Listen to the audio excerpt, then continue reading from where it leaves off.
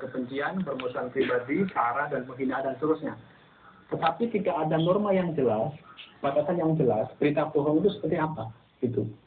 Ini sama saja mengcopy paste pasal-pasal karet dalam KUHP yang selama ini terbukti menjadi alat untuk mengkriminalkan teman-teman media, gitu. Nah ini bahayanya sebenarnya. Oke, tapi sekali lagi, Pak Menteri masih belum menyetujui RPM ini, belum menandatangani dan masih berupa rancangan dan dia masih belum mengetahui secara resmi. Nah ini saya mau klarifikasi karena ini bukan lagi pada perkara ide, karena draft RPM sudah jadi dan melakukan uji publik secara terbuka. Oke.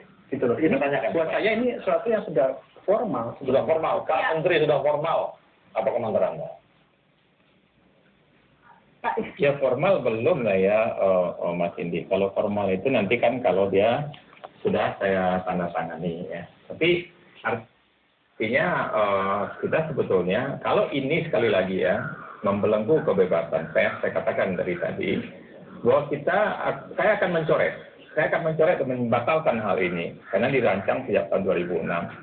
Artinya namanya rancangan masih bisa dikritisi, bisa dicoret, bisa ditambah, bisa dikurangi gitu.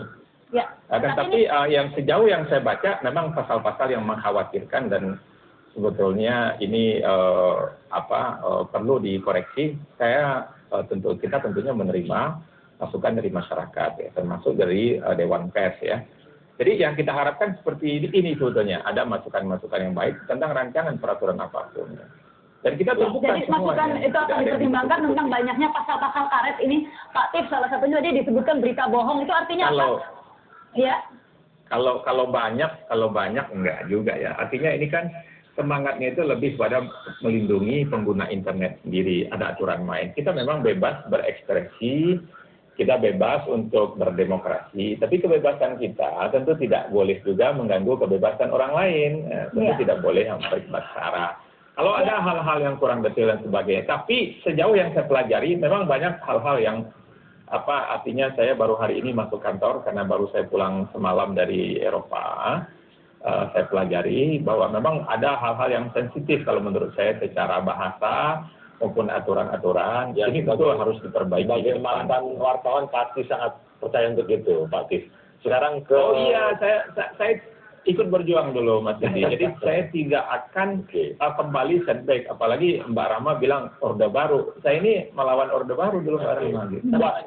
Saya satu lagi ya. Jadi di pasal 20 di sini sebutkan bahwa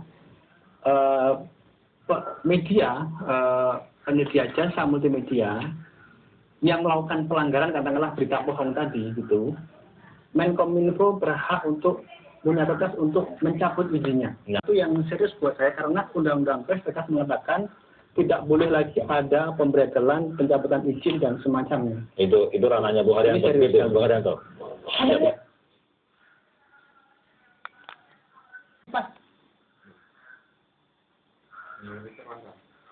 Begitu. Sebenarnya kami katakan bahwa ini orang Muhammad Nuh yang mengawali pembentukan ini 2006 dan sekarang ini ada Pak